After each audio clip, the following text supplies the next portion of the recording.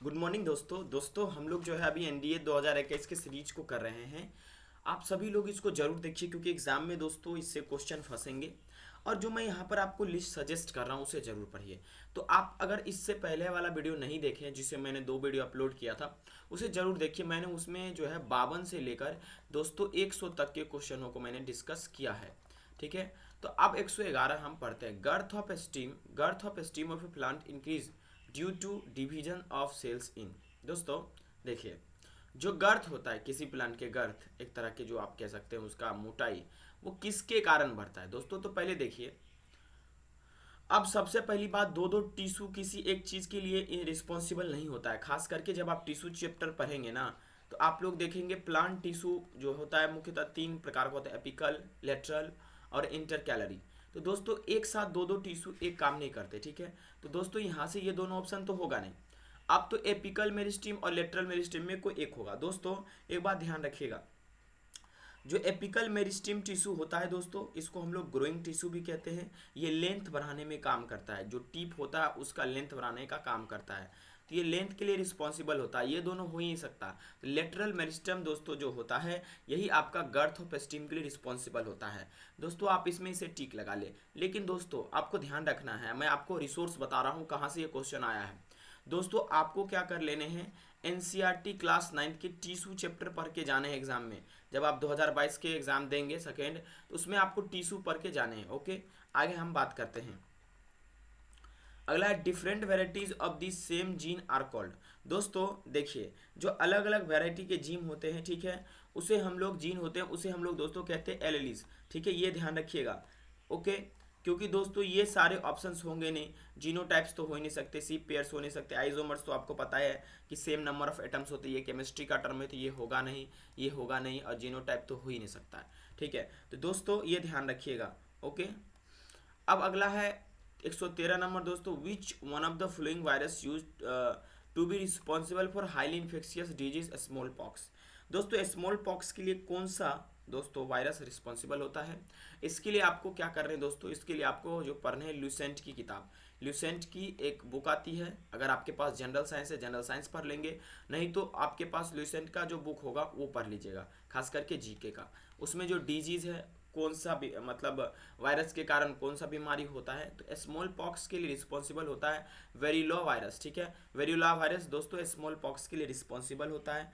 ठीक है, और दोस्तों ध्यान रखिएगा, जो आपके जो एक ही वायरस है, ये भी ध्यान में आप रखिएगा, इसके बारे में थोड़ा सा पढ़िएगा। एक ही वायरस जो होता है दोस्तों, ये डायरिया इसके वजह से अगर है, किसी इंसान को वोमिटिंग है तो समझिएगा उसमें एक ही वायरस रिस्पॉन्सिबल है। ठीक है।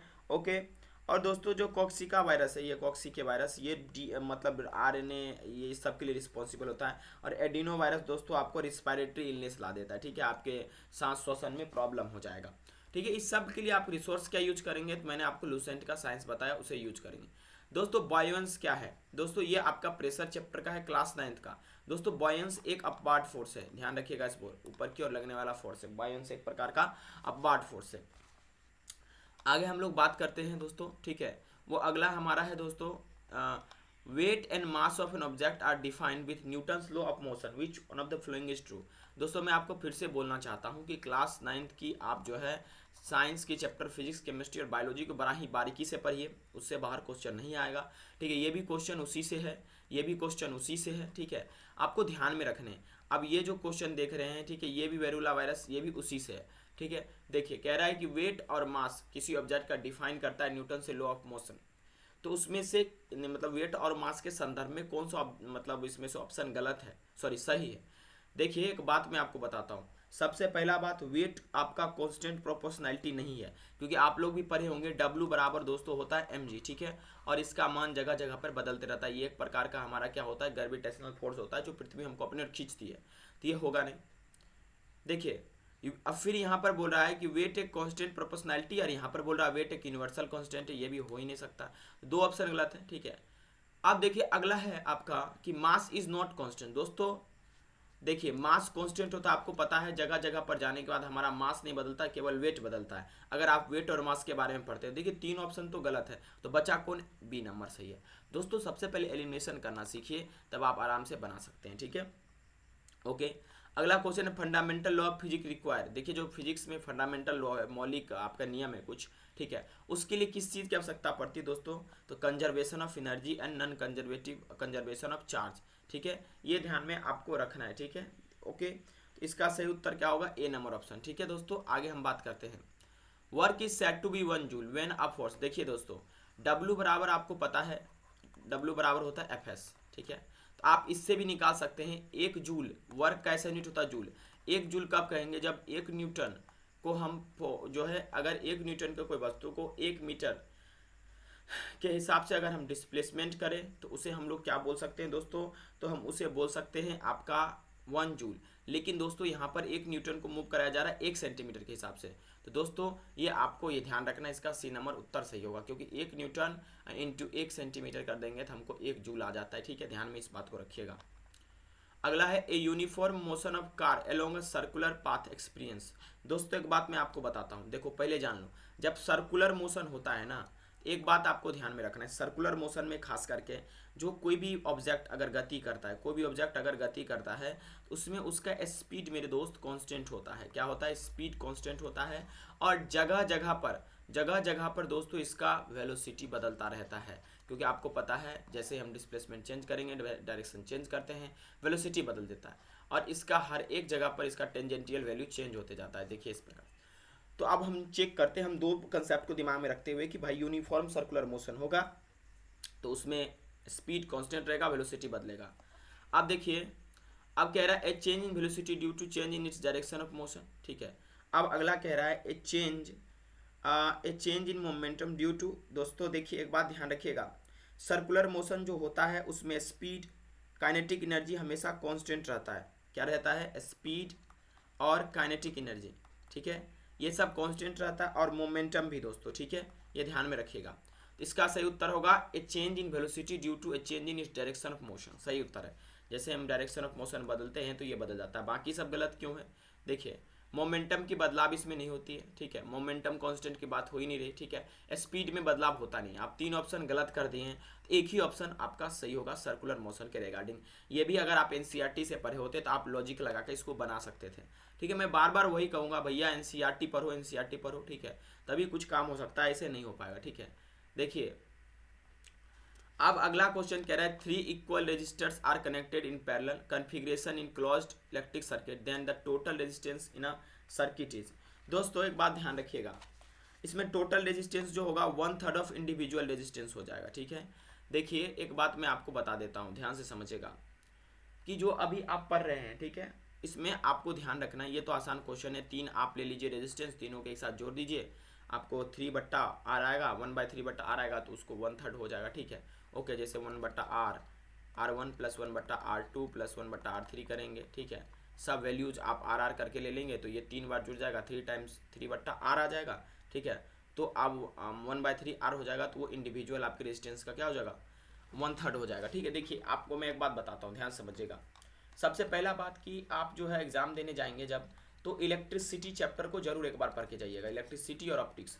और इलेक्ट्रिसिटी में रेजिस्टेंस के बारे में, यानी कि उसके वैल्यू को आधा कर दिया जाता, दोगुना कर दिया जाता, ठीक है, ये ध्यान में रखिएगा। रदरफोर्ड का alpha particle scattering experiment responsible किस चीज़ की डिस्कवरी के लिए था? दोस्तों उन्होंने जो रदरफोर्ड अल्फा पार्टिकल स्कैटरिंग किया था ना, वो रिस्पॉन्सिबल था दोस्तों आपके एटॉमिक न्यूक्लियस के लिए। इसका सही उत्तर सी नंबर हो जाएगा। और दोस्तों एक बात और मैं बताना चाहता हूँ, दोस्तों आपका जो है इलेक्ट्रॉन का खोज जे थॉमसन किए थे, ठीक है, ओके। प्रोटॉन का खोज गोल्डस्टीन किए थे, और न्यूट्रॉन का खोज जेम्स चैडविक किए थे, ठीक है, याद रखिएगा इस बात को, ठीक है, ओके। चलिए हम अब 121 नंबर क्वेश्चन पे आते हैं। What is the maximum number of electrons in the M shell? ठीक है दोस्तों, एम सेल में मैक्सिमम नंबर ऑफ इलेक्ट्रॉन कितना होता है? दोस्तों देखिए अगर सेल की बात करेंगे तो के, एल, एम और एन, हम लोग इलेक्ट्रॉन्स कैसे निकालते थे? फॉर्मूला 2n², ठीक है। अगर के में 1, एल 2 ले लीजिए, एम 3 लीजिए और एन 4, हमें पूछा जा रहा है एम सेल में कितना इलेक्ट्रॉन होगा, मैक्सिमम नंबर। 2 × 3 का स्क्वायर कर दीजिए, 2 × 3 × 9 × 18, सॉरी 3 × 9, ठीक है, 2 × 18। तो इसमें क्या होगा दोस्तों? नंबर ऑफ आपके इलेक्ट्रॉन्स मैक्सिमम 18 होंगे, ठीक है, ओके। ये सब एनसीईआरटी का है। Chlorines occur in a nature in 2 isotopic forms of masses 35U and 37U in the ratio of 3:1 respectively। What is the average atomic mass of the chlorine atom. दोस्तों जो भी कोई एटम है उसका एवरेज एटॉमिक मास हम लोग इस प्रकार से निकालते हैं, ठीक है। जो पहले दिया गया है उसको आप लिख लीजिए, ठीक है। जैसे 35 गुने, उसके बाद रेशियो वाला वैल्यू लिख दीजिए इसके साथ 3 प्लस 37 गुने 1, अब बट्टा दोस्तों आप कर लीजिए कितना 3 प्लस 1, ठीक है। अब देखिए 35 को 3 से गुना कीजिएगा, 5 तिया 15, 3 तिया 9, 1 10, 105, अब प्लस 37 बट्टा 4, 105 में 37 जोड़िएगा तो आपका 142 बट्टा 4 आएगा। और इसको काटिए, 4 तिया 12, फिर 4 पंचे 20, ठीक है। तो आई होप आपका सही उत्तर क्या होगा 35.5। दोस्तों जब कभी ऐसा वाला आ जाए, ठीक है, तो आप मासेस को लीजिए और रेशियो को लीजिए और एक साथ गुना करके जोड़ दीजिए और रेशियो वाला वैल्यू नीचे लिख दीजिए, ठीक है। ओके, इस प्रकार से कुछ एवरेज एटॉमिक मास का यही फार्मूला होता है कि mass into ratio R1 plus M2 into R2 बट्टा R1 प्लस R2। आप इस तरह से भी कर सकते हैं, नहीं तो इंडिविजुअली आप निकाल सकते हैं, ठीक है। आई होप आपको समझ में आया होगा। अब कह रहा है विच one of the flowing elements isotopes is used in the treatment of cancer. दोस्तों कैंसर के ट्रीटमेंट में जो आइसोटॉप यूज किया जाता है वो होता है कोबाल्ट, ठीक है, ध्यान रखिएगा इस बात को। और एक बात और दोस्तों, इसमें जो कुछ एलिमेंट्स हैं जैसे आयोडीन, सोडियम, यूरेनियम। सोडियम दोस्तों क्या करता है, ठीक है, हमारे शरीर में प्रॉपर बैलेंस वाटर और मिनरल्स को बनाकर रखता है। वाटर एंड मिनरल्स के प्रॉपर बैलेंस को सॉरी वायलेंस नहीं, बैलेंस को बनाकर रखता है, वाटर एंड मिनरल्स को, ठीक है। ओके, और देखिए ये आपको क्या करने हैं, जो ल्यूसेंट के कुछ फैक्ट्स हैं वहाँ से आपको पढ़ लेना है। एनसीईआरटी आपको साइंस के लिए 3 चीज़ रेफर करना, 9, 10 की एनसीईआरटी प्लस ल्यूसेंट की साइंस, उससे बाहर नहीं आएगा। अगर आएगा तो आप चाहो तो मेरे चैनल से अनसब्सक्राइब कर देना, ठीक है। मैं अपने बेसिस पे बता रहा हूँ इतने साल के पेपर को एनालाइज करने के बाद। To protect steel and iron from rusting a thin layer of which one of the flowing metal is applied. दोस्तों जैसे कि स्टील और आयरन को रस्ट नहीं करना, हमको उसमें कोरोडिंग नहीं लगाना, उसमें जंग नहीं लगाना, किस चीज़ को हम लोग उसमें कोट करते या उसमें मेटल पे अप्लाई कर देते हैं, तो वो दोस्तों ध्यान रखिएगा। और जिंक आप लोग पढ़े भी होंगे क्लास 10th में, जिंक कोटिंग, ठीक है।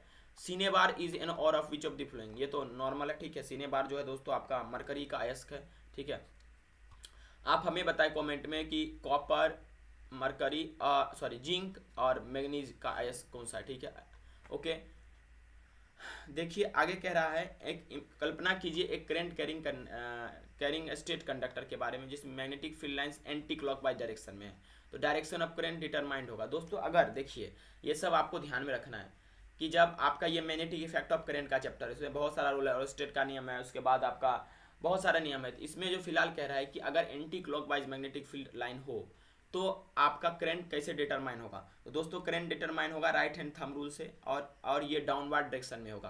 कैसे होगा, डाउनवर्ड डायरेक्शन में। आप हमें बताइए कि अगर क्लॉकवाइज होगा, अगर क्लॉकवाइज मैग्नेटिक फील्ड का डायरेक्शन क्या संभव है, अगर होगा तो उसमें किस तरह का डायरेक्शन होगा, अपवर्ड या डाउनवर्ड, ठीक है, राइट हैंड लगेगा या लेफ्ट हैंड, ठीक है।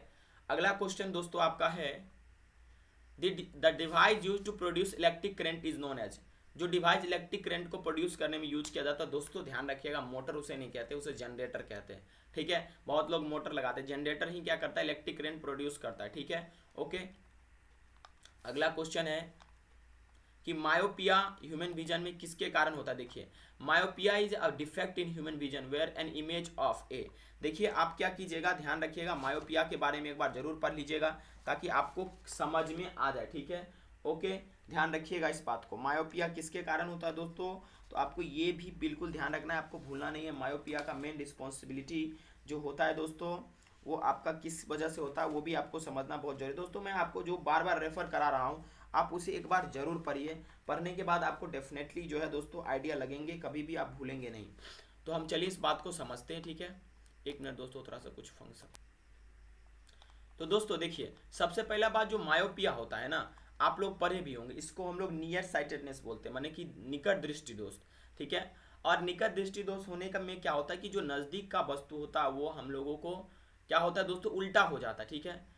अब देखिए यहाँ पर एक बात ध्यान रखना है, निकट दृष्टि दोष नाम है तो हम लोगों को नज़दीक का वस्तु दिखेगा लेकिन दूर का नहीं दिखेगा, ठीक है। अब हमें इसे ऑप्शन में चेक करना है, ठीक है। क्या होगा कि देखो आपका जो होगा इसमें कह रहा है कि जो डिस्टेंस ऑब्जेक्ट होगा फोकस होगा रेटिना पर, ठीक है। इसमें कह रहा है कि इमेज कहाँ पर बनेगा, तो जो डिस्टेंस ऑब्जेक्ट होगा वो फोकस हो जाएगा किस पे, रेटिना पर। ये बात आपको ध्यान में रखना, ठीक है। ओके, ये कब होता है ये कंडीशन, जो आपका अगर आईबॉल का लेंथ दोस्तों इंक्रीज हो जाता है ठीक है, तब ये कंडीशन होता है। ठीक है, ओके, तो ध्यान रखिएगा आगे चल के। ठीक है, ओके। टिंडल इफेक्ट किस तरह का फिनोमेना है? तो टिंडल इफेक्ट दोस्तों scattering of light by colloidal particles, class 9 chapter से है। ठीक है, ओके। चलिए अगला क्वेश्चन है, twinkling of stars is primarily due to the atmospheric. ठीक है दोस्तों, ट्विंकलिंग ऑफ स्टार रिफ्रैक्शन के कारण होता है। ठीक है, ध्यान में रखिएगा। ओके, अब दोस्तों आप हमें बताइए डिस्पर्सन के कारण एक दो फेनोमेना हमें कमेंट करके आप बताएं। ठीक है दोस्तों, कॉर्निया इन ह्यूमन आई दोस्तों क्या होता है? देखिए जो कॉर्निया होता है ये ह्यूमन आई में एक तरह का इसका मुख्य काम है कि देखिए एक लाइट सेंसिटिव स्क्रीन नहीं होता है। देखिए एक लाइट सेंसिटिव स्क्रीन रेटिना होता है, इसलिए दोस्तों ये ऑप्शन तो होगा नहीं।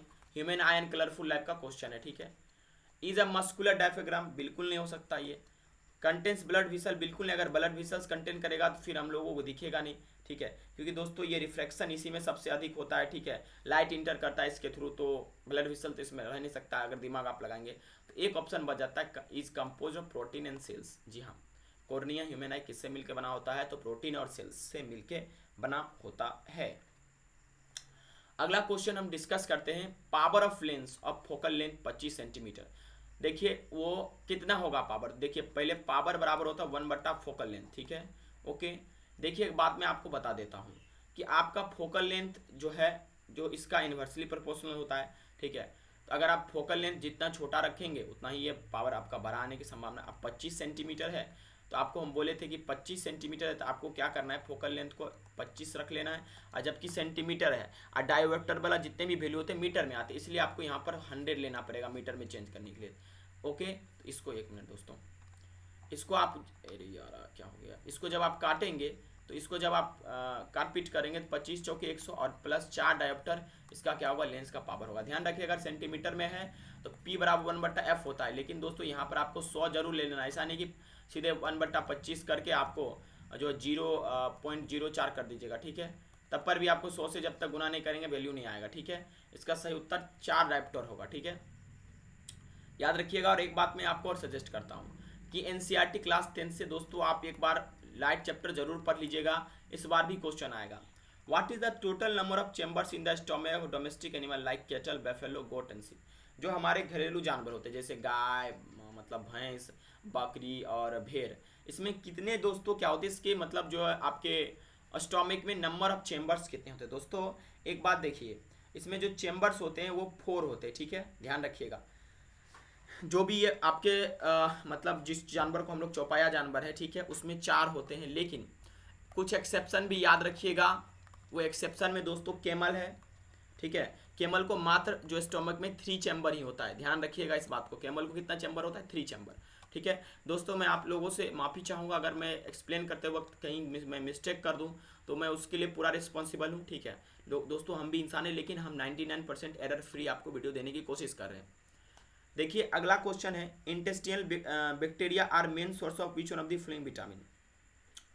दोस्तों इंटेस्टिनल जो बैक्टीरिया होता है वो कौन से विटामिन का मुख्य सोर्स होता है? ठीक है, तो वो होता है विटामिन B12। ठीक है, ओके दोस्तों। विटामिन ई के बारे में, विटामिन ए का बताइए साइंटिफिक नेम क्या है? ठीक है, विटामिन सी जो है दोस्तों किस मतलब कौन सा बीमारी हम लोगों को विटामिन सी की कमी से हो जाता है, विटामिन ए की कमी से कौन सा बीमारी होता है, और दोनों का केमिकल नाम क्या है, और रेटिनॉल किसका नाम है दोस्तों। तो ये आपको कहाँ से पढ़ने हैं, तो हमारा लेक्चर है दोस्तों। ठीक है, ओके, आप उसको देख लीजिएगा। हम आपका प्लेलिस्ट यहाँ पर जो आपको डिस्क्रिप्शन बॉक्स में डाल देंगे, वहाँ से आप नोट बना लीजिएगा। नहीं तो एनसीईआरटी से विटामिन एंड मिनरल्स के बारे में जरूर पढ़ लीजिएगा, या ल्यूसेंट से, ल्यूसेंट में अच्छा से एक्सप्लेन है तो आप वो पढ़ लीजिएगा।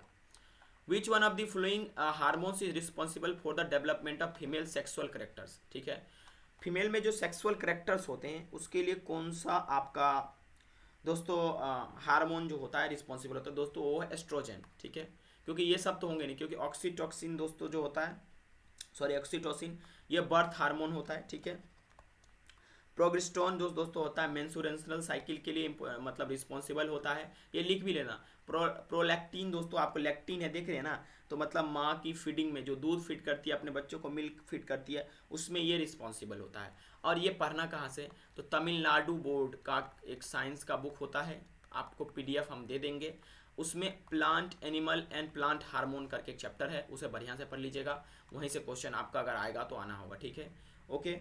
आई होप आप लोगों को ये समझ में आ रहा होगा, ठीक है। देखिए दोस्तों, निराश ना हो, ठीक है, अच्छे से पढ़ाई करें, ठीक है। देखिए नेक्स्ट क्वेश्चन है आपका, ठीक है। Spherical mirror formula relating an object distance u image distance b and focal length of mirror f may be applied to a plane mirror when. दोस्तों ये कब अप्लाई होगा, जैसे स्फेरिकल मिरर का जो रिलेटिंग ऑब्जेक्ट है ये कब अप्लाई हो सकता है, तो ये दोस्तों अप्लाई कब होगा, आप लोग जरा सोचिए कब अप्लाई हो सकता है, ठीक है। जब आपका दोस्तों क्या होगा, फोकल लेंथ क्या होगा, इन्फिनिटी हो जाएगा। क्या हो जाएगा दोस्तों, फोकल लेंथ इन्फिनिटी हो जाएगा, तब ये आपका अप्लाई हो जाएगा, ठीक है। ओके देखिए अगला क्वेश्चन है, न्यूक्लियर एनर्जी जनरेटेड बाय। दोस्तों जो न्यूक्लियर एनर्जी होता है वो न्यूक्लियर फ्यूजन से जनरेट होता है, ध्यान रखिएगा इस बात को, ओके। और ये एक्सप्रेशन किसके द्वारा प्रपोज किया गया था, तो आइंस्टीन के द्वारा, यही होगा, ठीक है, बाकी ऑप्शन गलत है, ठीक है, ओके। अब कह रहा है कि ये जो क्वेश्चन है ना, ये भी क्वेश्चन एनसीईआरटी का, ये भी क्वेश्चन रिवाइब्रेशन साउंड चैप्टर का है। Reverberation is a phenomena associated with, ठीक है। देखिए रिवाइब्रेशन आप लोग देखे होंगे, ठीक है, कि जब एक रूम में एक बहुत बड़ा हॉल टाइप का रूम होता है, उसमें कुछ आप बोलते हैं तो वो साउंड परसिस्ट करके आपके पास आता है, इसी फिनोमेना को हम लोग क्या बोलते हैं, रिवाइब्रेशन। और ये दोस्तों मल्टीपल रिफ्लेक्शन के कारण होता है, आप देख ही रहे हैं, ठीक है, तो 138 का भी होगा। अब कह रहा है कि साउंड वेव के प्रोपोगेशन फैलने के लिए, दो साउंड वेव आगे जाता है, उसके लिए दोस्तों को मतलब जो है कौन सा फिनोमेना रिस्पॉन्सिबल है, ठीक है। तो देखिए जो साउंड वेव जो होता है वैक्यूम में ट्रेवल कर सकता है, ठीक है, क्योंकि it is a longitudinal wave in air, ठीक है, क्योंकि एयर में ये लॉन्गिट्यूडनल वेव होता है, इसलिए इसका सी नंबर ऑप्शन सही होगा, ठीक है, क्योंकि ये एक तरह का लॉन्गिट्यूडनल वेव हो जाएगा एयर में, ठीक है, ओके। चलिए आगे हम लोग चर्चा करते हैं दोस्तों 140 नंबर क्वेश्चन, ठीक है। A tennis ball is thrown in the vertically upward direction and the ball attains. दोस्तों थोड़ा सा बाहर से आवाज आ रहा था इसलिए मैंने वीडियो को पॉज कर दिया, ठीक है। देखिए अगला क्वेश्चन है कि यही था ना, ठीक है, कहाँ गया, हाँ। एक टेनिस बॉल को ना थ्रो किया जाता है वर्टिकली अपवर्ड डायरेक्शन में और बॉल अटेन करता है मैक्सिमम हाइट 20 मीटर का। तो बताइए the ball was thrown approximately with an upward velocity, कितना अपवर्ड वेलोसिटी से फेंका गया। दोस्तों इसमें आप तीन फॉर्मूला याद रखिएगा। सबसे पहले एस बराबर U T plus half A T square, चाहे तो ये लगा सकते हैं, ठीक है। उसके बाद वी स्क्वायर बराबर यू स्क्वायर प्लस 2s लगा सकते हैं, ठीक है। और ये दो फॉर्मूला, लेकिन इसमें ये लगेगा, ठीक है। अब देखिए मैक्सिमम हाइट कितना गया, 20 मीटर, ठीक है। तो हाइट हमारे पास है 20 मीटर, ठीक है। अब यू टी, देखिए अब हम एक काम कर सकते हैं, हम इसमें से ये फार्मूला लगाएंगे, क्योंकि इसमें भी हमारे पास ऐसे, हमारे पास इसमें क्या क्या दिया गया है, तो अपवर्ड वेलोसिटी से फेंका गया है। जब ये फेंका जाएगा तो एक बात बताइए, तो v क्या होगा, इसमें v का मान 0 हो जाएगा, ठीक है। मतलब जो फाइनल वेलोसिटी है 0 का स्क्वायर माइनस यू स्क्वायर बराबर 2 गुने एक्सेलरेशन कितना है दोस्तों, a tennis ball is thrown in the vertically upward direction and the ball attains maximum height. अब एक्सेलरेशन यहाँ पर हम 10 ले लेते हैं, आपको पता है g का मान 10 ले सकते हैं, ठीक है। और उसके बाद दोस्तों इंटू 20, जब आप गौर से देखेंगे ना तो यहाँ पर आपको क्या मिलेगा, यहाँ पर दोस्तों आपको मिल सकता है, क्या बोलिए दोस्तों, ये आपका v square minus u square बराबर 2as, ठीक है, ओके। ध्यान से देखिए, तो 10 दूनी 20 और 20 ये आपका s कितना 20 और उसके बाद 20 400, ठीक है। क्या होगा दोस्तों आपका 400। अब दोस्तों ऊपर की ओर फेंकी जा रही है, ध्यान रखिएगा, जब ऊपर की ओर फेंकी जा रही है तो एक्सेलरेशन निगेटिव होगा, ठीक है। तो यहाँ पर अगर हम माइनस यू स्क्वायर बराबर माइनस 400 लिख देते तो कोई दिक्कत नहीं, माइनस माइनस प्लस, यू का मान क्या होगा 20 मीटर प्रति सेकेंड, ध्यान रखिएगा, ओके। क्योंकि यहाँ पर ये फार्मूला हम अप्लाई नहीं किए, क्योंकि यहाँ पर हमको जो है टाइम वगैरह था नहीं, इसमें सीधा सीधा ये अप्लाई करके हमने आगे बढ़ा, ठीक है। तो 140 का दोस्तों आपका ये हो जाएगा, ठीक है। अगला देखिए, ये सब न्यूमेरिकल भी थोड़ा मोड़ा पूछा जाता है, ठीक है। अगला है an object of mass 2000 gram possesses 100 joule kinetic energy, the object must be moving with the speed of, ठीक है। अब देखिए आप लोगों को पता है कि काइनेटिक एनर्जी की जब बात किया है तो हम हाफ एम बी स्क्वायर बोल सकते हैं, आपको ये पता है, ठीक है। अब काइनेटिक एनर्जी हमारे पास है 100 जूल, ठीक है, और उसके बाद 1/2 गुने मास है 2000 ग्राम, ठीक है, और हमको वी स्क्वायर नहीं पता है, ठीक है। तो देखिए एक बात आपको ध्यान में रखना पड़ेगा, इसको कैसे हम लोग काटेंगे, तो आप देखिए 2 से अगर काट दीजिएगा तो ये 1000 बार में कट जाएगा, ठीक है, ओके। अब एक चीज़ देखिए, एक बात और ध्यान में आपको रखना पड़ेगा कि यहाँ पर आपका जो है ना ये आपका ग्राम में है, ठीक है, किसमें दोस्तों, ग्राम में। तो आप देखेंगे तो अगर इसको आप लाएंगे तो ग्राम में है, तो इसका मतलब हुआ कि 1000 जूल बराबर क्या 1000, ठीक है, क्योंकि 2000 ग्राम का था उसके बाद इंटू वी स्क्वायर। अब चाहे तो इसको आप लोग केजी में बदल सकते हैं, ठीक है। जब केजी में बदलेंगे तो कितना से हम भाग करेंगे दोस्तों, तो केजी में बदलेंगे तो हम लोग इसको भाग करने जा रहे हैं, ठीक है। ओके, ये 100 जूल है, माफ़ कीजिएगा दोस्तों, माफ़ी चाहते हैं हम, ठीक है। तो जब केजी में बदलेंगे तो इसको 1000 से भाग करेंगे, ठीक है, क्योंकि मतलब 1 केजी बराबर कितना होता है, 1000 ग्राम, ठीक है। तो आपको पता है कि 1 ग्राम में 1/1000 केजी होता है, ठीक है। तो इसको हमने क्या करा, तो ग्राम को केजी में बदलने के लिए हम लोग क्या करते हैं, 1000 से भाग देते हैं, ठीक है। तो आप ये कट गया तो आपका वी स्क्वायर बराबर क्या बता, 100 जूल बच रहा है, ठीक है। तो वी बराबर क्या होगा, अंडर रूट ये चला जाएगा तो 10 जूल आपका, सॉरी 10, माफ कीजिएगा, 10 मीटर प्रति सेकेंड आपका उत्तर हो जाएगा, ठीक है। ये आई होप आपको क्लियर हुआ होगा, ठीक है, कोई दिक्कत नहीं हुआ होगा। तो दोस्तों आज के लिए हम लोग इतना ही रखेंगे, ठीक है। अगले वीडियो में फिर 142 से लेकर जो भी आगे क्वेश्चन होगा, ठीक है, आपको हम वो एक्सप्लेन कर देंगे। थोड़ा ही यहाँ बचा हुआ, ज़्यादा है नहीं, ठीक है। दोस्तों अगर ये वीडियो पसंद आ रहा है तो लाइक ज़रूर कीजिएगा।